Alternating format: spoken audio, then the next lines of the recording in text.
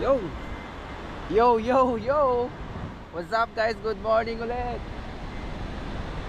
So, andito naman kami ulit sa Skagway ngayon. So, break time. Labas na ulit, pasyal. Ikot na naman tayo dito.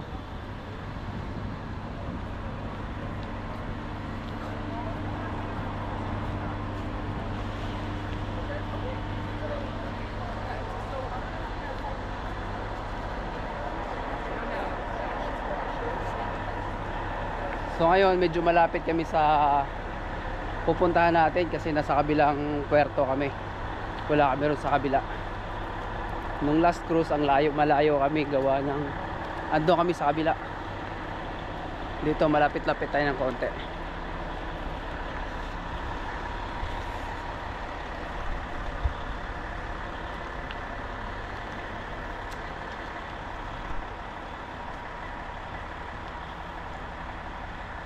Pero sana magkaroon ng tour para sa mga crew. At sana payagan din ng kapo na makapagpasyal naman. Alright, welcome to Skagway.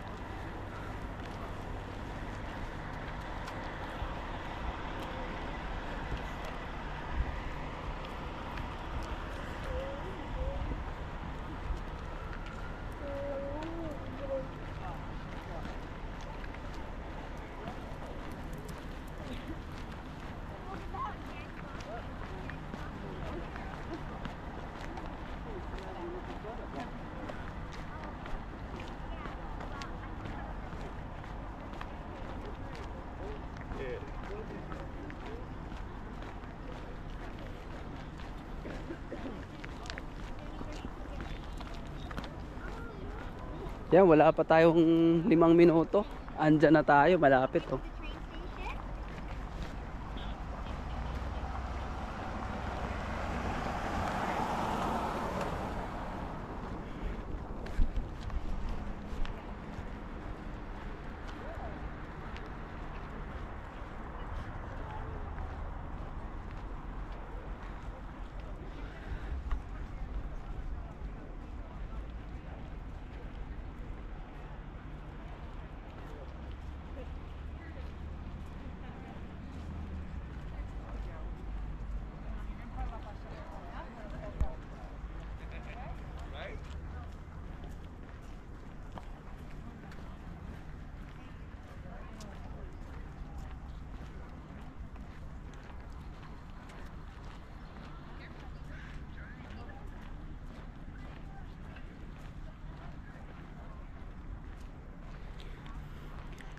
Ito makikita natin, ito yung park nila. Maraming nagpipiknik dyan eh. Nung nakaraan madami, ngayon wala pa. Siguro mamaya pa yan sila. Ngayon hinahanap ko yung inaakyat papunta doon sa taas, sa bundok. Yun sana magandang puntahan nyo no. Makikita natin dyan. Medyo malayo nga lang. Ayan.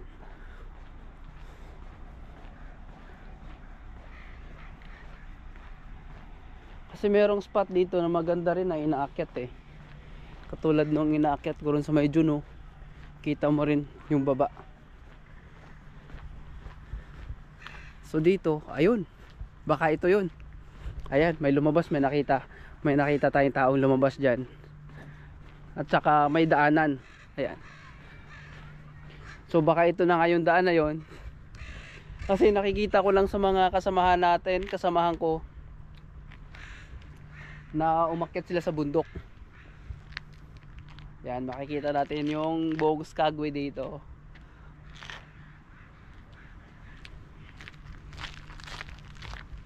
Ito na, puntahan natin, baka nga dito nga yun. So gagawin natin ngayon, hiking naman tayo pag ito yung daan na dinadaanan ko. Papunta tayo sa taas ng bundok naman.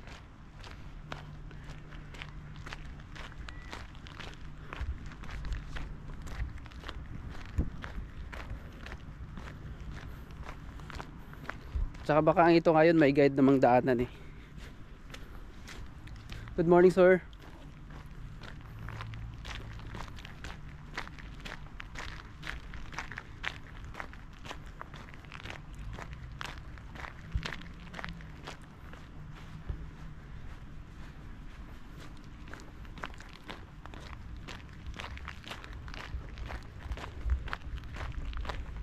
Ito nga, baka ito na nga yun, may mga daanan eh. So dito sa unang bago tayo makapasok doon sa may gubat, may makikita tayo dito.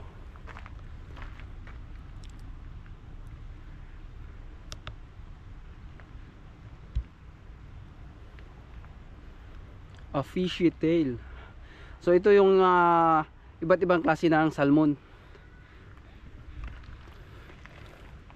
Ito yung pink salmon, humpy yung ano niya, tas Dalivar din, Kuho silver salmon. Iba-ibang klase. So ito yung nagsasabi na nagsimula siya sa itlog no September, October, November nagiging ano na siya, maliit na isda. Tas January to March nagiging ano siya, fry. So start sa eggs, aliven, isda na siyang maliit, tapos fry. Tapos dito smolt na April to June. Tapos July to October nagiging adult. Tapos ito na yung pagdating ng 2 taon, June, July, August, adult spawner na siya. Ito na yun, oh.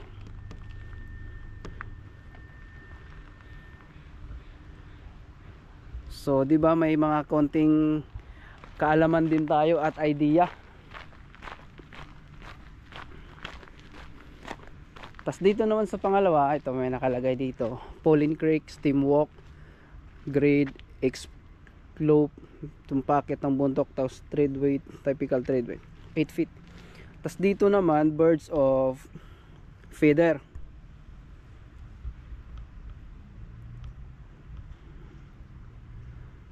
Ito naman yung iba-ibang klase ng ibon. The feathered star of Pauline Creek. Tas dito, common winter residents in Skagway. Mga maliliit lang, parang maya lang to sa Pilipinas. Ayan, parang mga maya maliliit. Tas ito ay chestnut back, Chicadi, dark eye jonko, Oregon. Ruby crowned kinglet, orange crowned warbler. Tas ito yung yellow rump warbler. Iba-iba siyang kulay pero pare-parehas lang siya ng size, ng laki.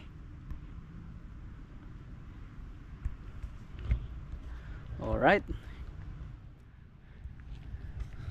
So ito na. Explore na tayo dun sa loob kung anong meron dito makikita natin. So doon, tapos na tayo doon, last cruise na na-tour ko na kayo doon sa downtown. So ngayon, pabundok naman tayo, kagaya ng Juno. Tapos ito, first time ko rin dito mag-explore sa loob, kaya samahan nyo na ako. Let's go.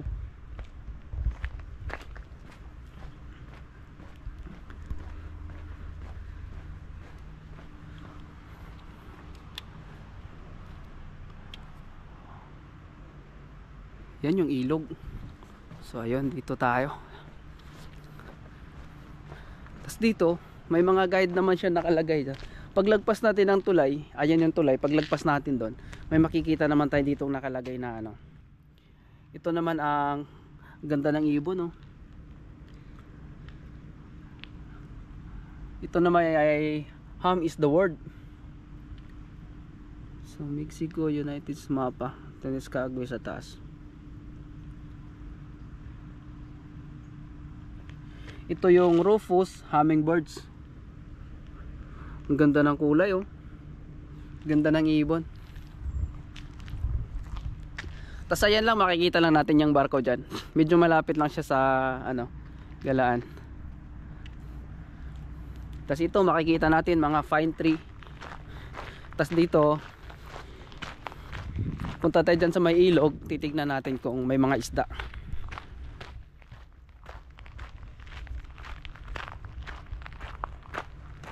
Sarap sa pakiramdam pag ganito lagi. Kahit sabihin natin na pare-paras na ng puerto na dinadaanan, pero iba pa rin yung, oo, pare-paras ng puerto, pero iba-iba naman yung lugar na pinupuntahan ko at naipasyal ko, kaya't na makita nyo rin yung syempre ng Skagway, Alaska. Tapos bago tayo pumunta dyan sa ilog para tumingitin ako anong mayroong mga isda dyan, syempre dito meron din siya lang nakalagay na creepy and crawly not so.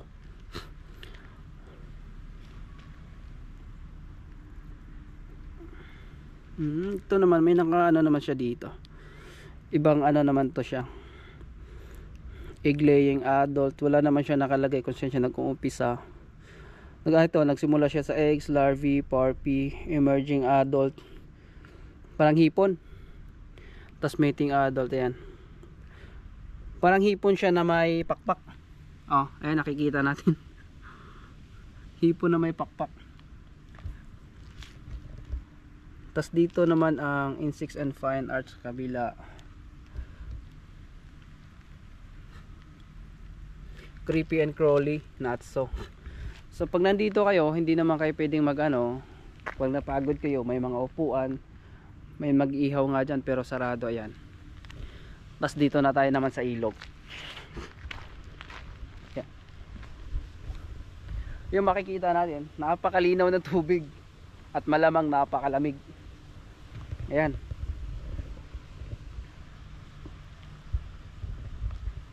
Hanap tayo kung may mga isda.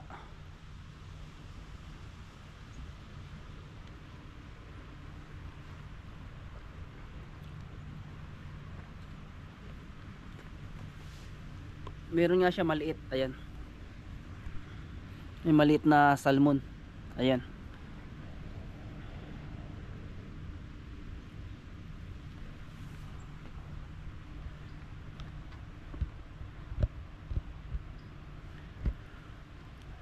Tas ang ganda ng paligid, oh. Pag nature lover ka, talagang mag-i-enjoy ka dito. Tas yung tubig nanggagaling doon umaagos, siguro pupuntahan naman natin doon banda.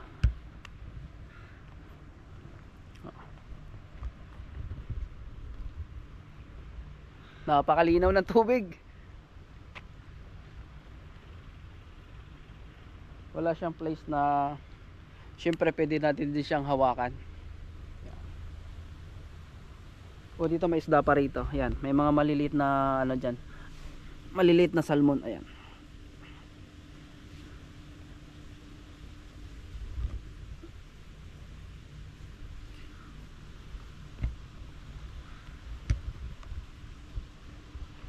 Tapos ayan, nakikita natin yung mga parang siya, yung mga damo niya sa ilalim ng tubig. Parang ang ganda tignan. Yung bahayan na rin ng mga isda. Tapos na tayo dito, ikot pa tayo. Ikotin natin tong, may mga guide naman ng kalsada ayan, pwede mo siyang ikotin. Pag may mga ganyan, yan yung guide niya papunta doon.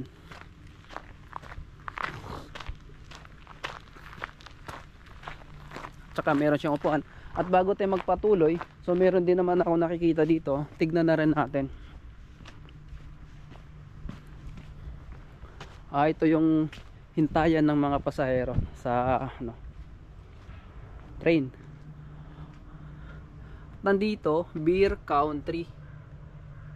All of Southeast Alaska is bear country. Ayun, makikita natin yung mga itsura ng bear.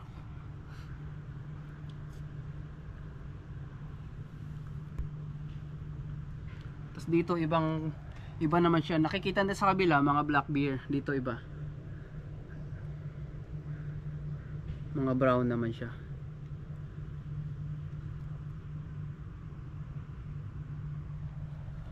Tapos may mga paalala, ayan. Kung kayo'y nasa malapit sa mga bear, ito nakalagay. Attacks are rare. Bears may approach or stand on their hind legs to get a better look at you. These are curious, not aggressive bears. Be human. Stand tall, wave your arms and speak in a loud and low voice. Do not run. So wag kang tumakbo. Stand your ground. Diagonally is bears. Follow stop. May mga palalatas dito. Ayan, meron din.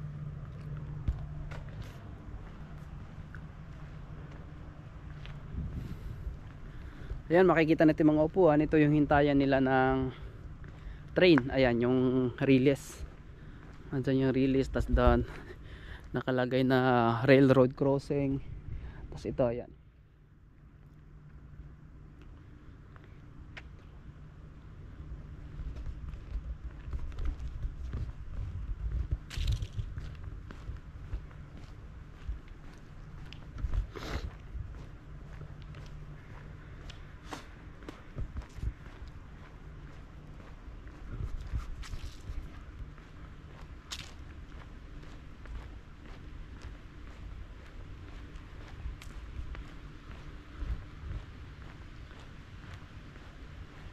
Yun, basta may makikita ka.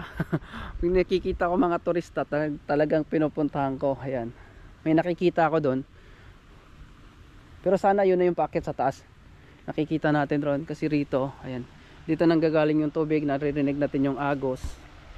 Ayan sa loob, puro puno na rin siya.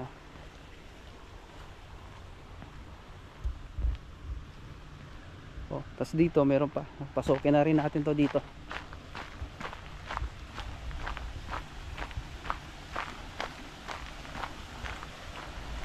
Ang lamig dito. Sarap.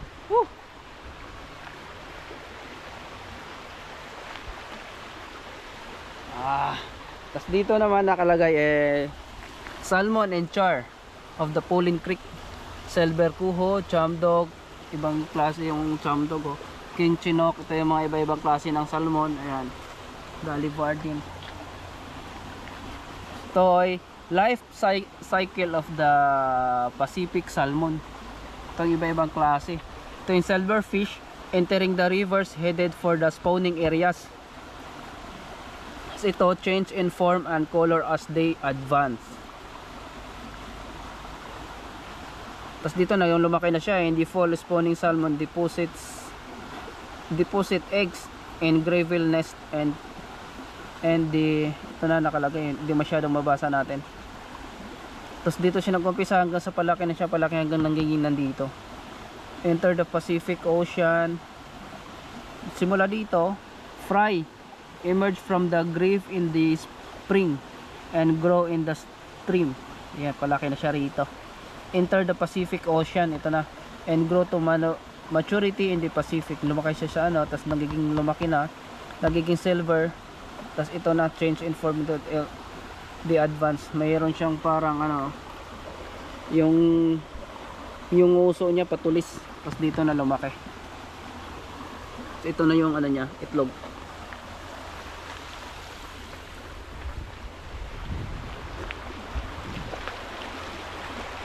Ganda, oh. Giging tunnel. Tapos ito, yun na, nanggagaling yung agos ng tubig. Ayan, ito na yung palabas doon kung saan tayo nanggaling kanina.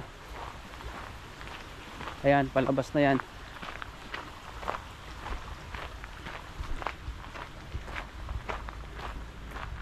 At meron din sila mga life jacket dito in case na merong mga bata na naglalaro, pwede mo siyang ihagis. Warning, no lifeguard on duty, swim at your own risk. So ibig sabihin pwede kang maligo rito, di ba? Pero sila na nakakaalam na. Joke. Tapos dito tayo spawn ni Pacific salmon. Ito na yung itsura ng mga malalaking salmon. Ayan. Yung kuho salmon, tignan yung kuho salmon, no? Tapos ito ang pink salmon. Ayan. Meron siyang ano sa ibabaw pag lumaki na sa likuran niya. Ito, Chinook salmon. So ito yung mga iba-ibang klase din ng salmon. So ang salmon pala, marami rin siyang klase. Kasi kadalasan na nagagawa ko doon sa trabaho, pink salmon. Ito nga yun siguro, pink. Tapos meron din namang sukiye salmon. Wala akong naalo dito sukiye salmon. Yun palang dalawang ano ko ng salmon sa trabaho ko na nakikita ko.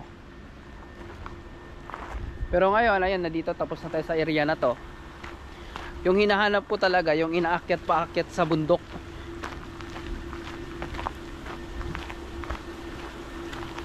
At syempre, para mapuntahan din natin yung taas, kung gaano talaga siya kaganda.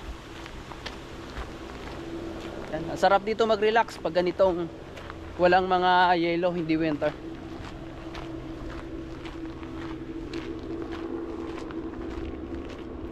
Ito na yan, nandito tayo sa may relays nila. Yan, nakikita natin, ayan, may malaking salamin para makita nung mga parating na may train. As ayan, makikita nga natin yung relays, tas yung bundok, ayan, may mga snow na siya ng konti. Tas dito, ganda, oh, parang nasa kalesa, tas may mga bulaklak. Ayan, yan yung relays. Rail system, so no parking, Dewey Lake. Ito may ano, ayan. Ito mga kagandahan dito kasi may mga guide, may mga sign. Oh, ayan. Itong Dewey Lake na to, tas may araw, so pasukin natin dito.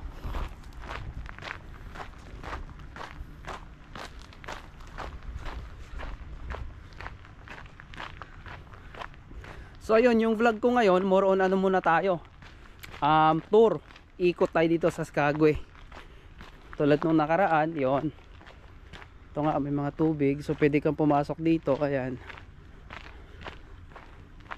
Tas dito, ayan, meron siyang mga daanan tulad nito. Ayan. Pwede, so pasukin na natin. Ayan.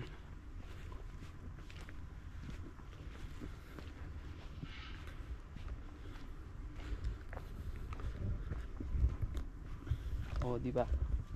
Andito tayo sa gitna ng kagubatan na hindi naman siya gaanong kalakihan yung mga puno. Tas dito sa gilid, ayan yung ilog. Ayan, makikita natin ilog.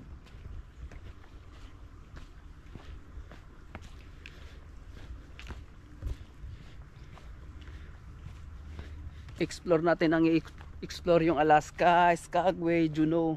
Kahapon lang di ako nakalabas dahil may drill. Kaya pagpaliban na muna natin yung kahapon, sa susunod lalabas tayo.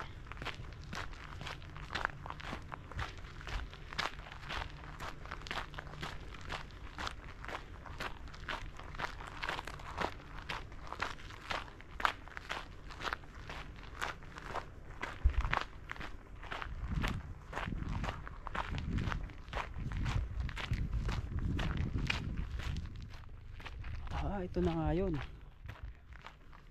So ayan, trail system. So ito na nga siguro yung paakyat ng taas. Good morning.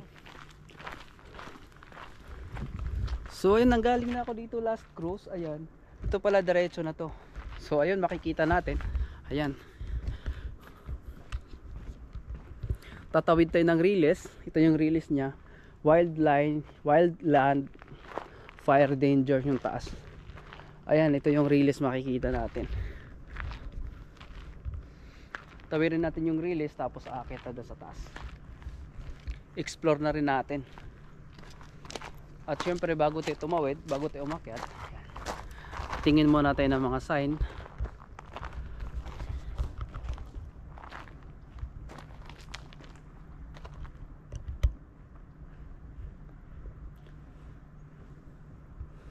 Tsunami evacuation area itong sa taas nila. Tas dito, yan, may nakalagay naman sila dito mga paalala. Wipe your feet, shoes can carry to seeds invasion like red canary grass. So siguro ito sa taas makikita natin itong mga halaman na ito. Ayan, meron nagpapaalala na yan naman natin ating paa pag tayo siguro pumasok dyan.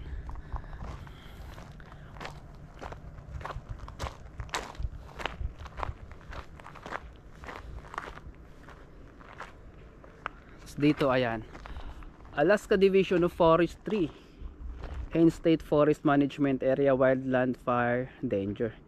May nakalagay silang ano naman, paalala naman to, report of fire, call 911.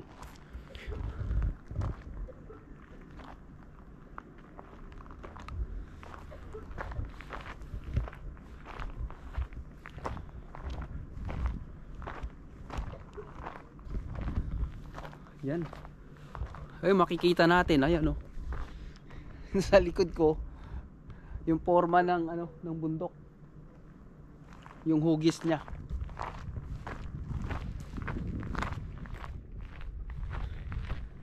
At syempre hindi mag-enjoy si Jim pag hindi inaakyat yung bundok. Explore na natin to.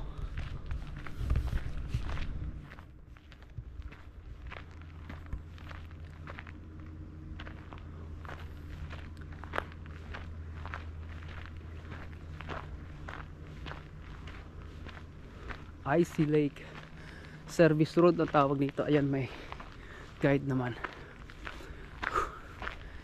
Ito na, paakyat na. Medyo materik yung aakyatin natin ngayon.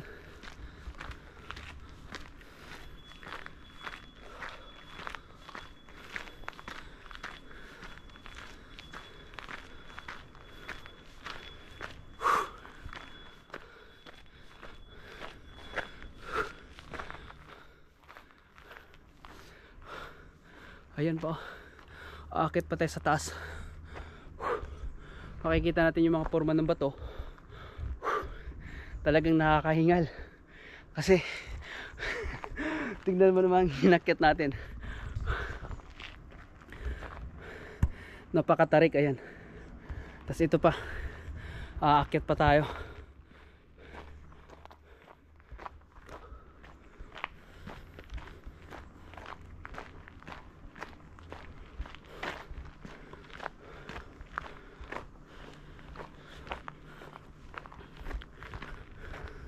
Parang kinakabahan ako.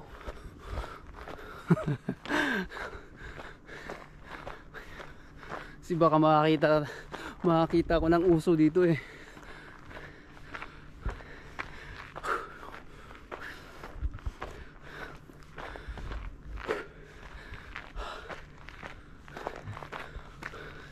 Yun, may bahay. Medyo ayos lang.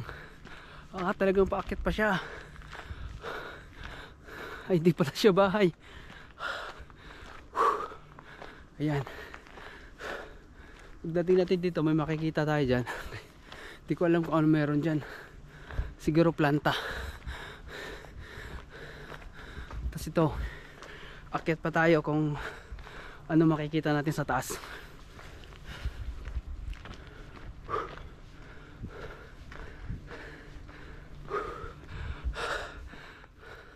Hingal na.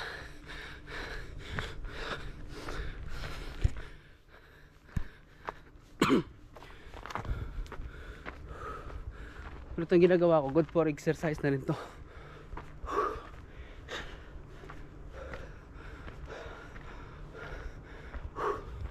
Ayan.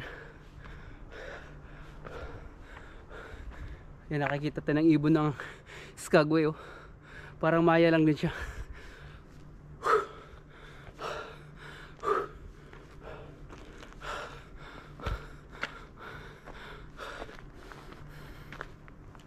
Ayan yung ibon. Ayun, nasa mataas na bahagi na ako.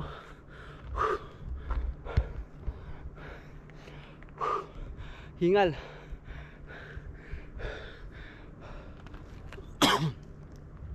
Pero ayos lang yan. Kung saan ako mag-enjoy at maipakita ko sa inyo yung aking mga napuntahan. Hindi lang tayo Moron City magagala. Ito nga, aakit tayo ng bundok.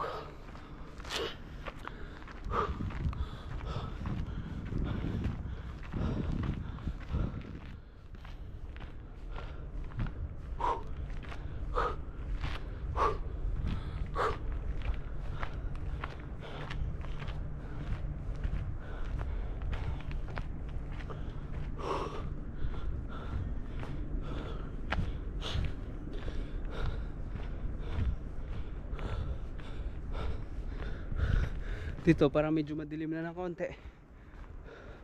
Ayun, paakyat pa to, paakyat pa siya ron. Kaya lang nakaramdam ako ng kaba kasi wala akong nakikitang mga ibang turista. Baka kasi meron tayong makikita o makasalubong na uso.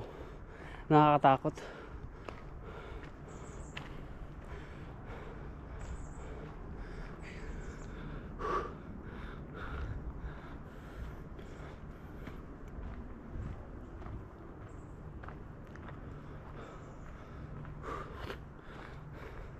Pero wala pa tayong nakikita ng ano.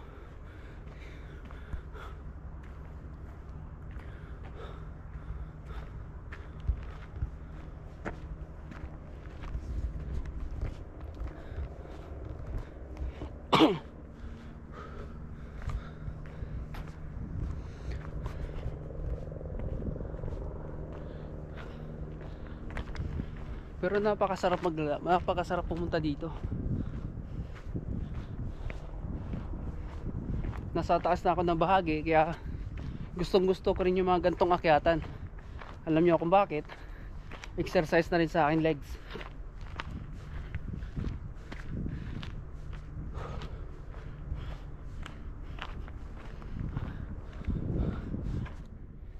Yan, talas na mata ko, baka mamaya makasalubong tayo or makakita ng uso or beer. So ayan, paakyat pa yan dun.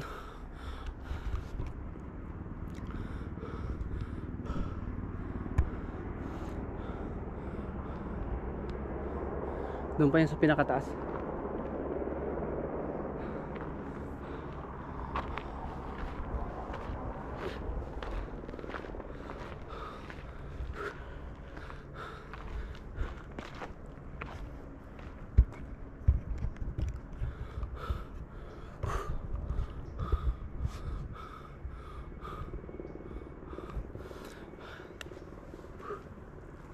So ito, andito na ako sa mataas na bahagi nitong Skagway, Alaska. Makikita natin purong pine tree. Ayan. Medyo hingal na nga kasi grabe yung ahon na inaakit ko. Pero enjoy, grabe. Saka ito rin yung mga gustong-gusto kong akyatan. Kaya lang, dito kasi kukunti lang yung mga turista na nandito. Or baka mamaya pa sila magsiakyatan dito. Kasi meron naman talagang spot sa taas na makikita mo yung ganda ng paligid ng Skagway. Pero kinakabahan ako, pero tuloy lang natin. Or baka mamaya balik na tayo. Kasi talaga nag-iisa lang ako dito. Pero explore pa tayo ng konti bago talaga ako magpasya na bababa na. Kaya tara, tuloy lang tayo.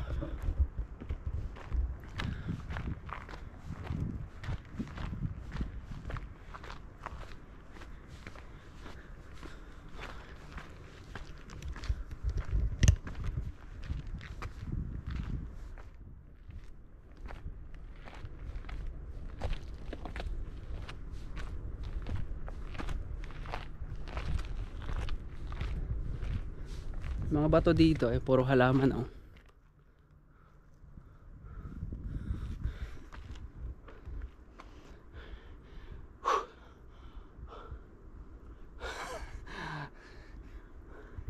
Hingal ah, hingal.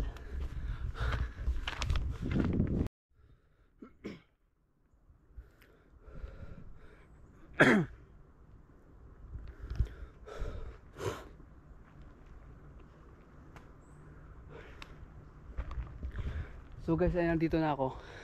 At talagang siguro napakalayo pa ng pupuntahan sa taas. Kaya nagpasya ako dito na lang, hanggang dito lang ako. Kasi syempre para sa kaligtasan na rin.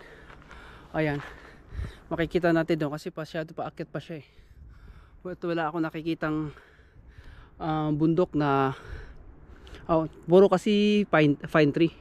Kaya hindi ko makikita yung pinaka sa taas kung hanggang saan talaga siya. Pero itong kalsada na to,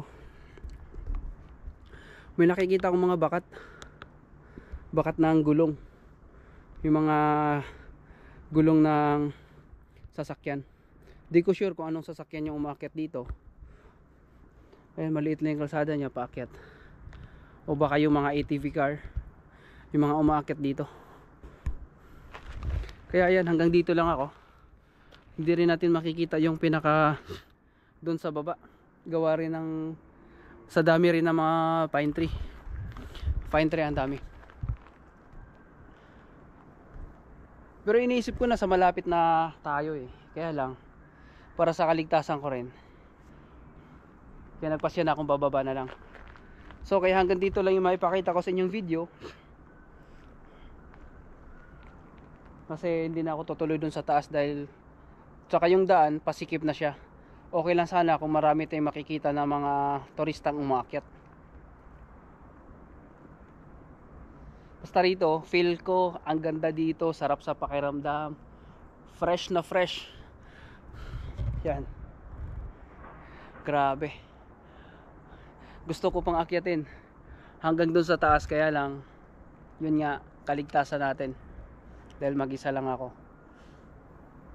Sarap pa sana sa taas makita natin yung overlooking, kasi dito nakikita natin yung araw. Ayan yung sikat ng araw.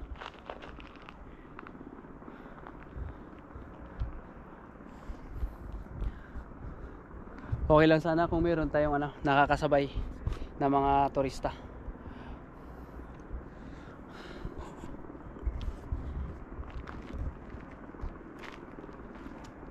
Kaya yun lang guys mga boss, hanggang dito na lang yung aking video.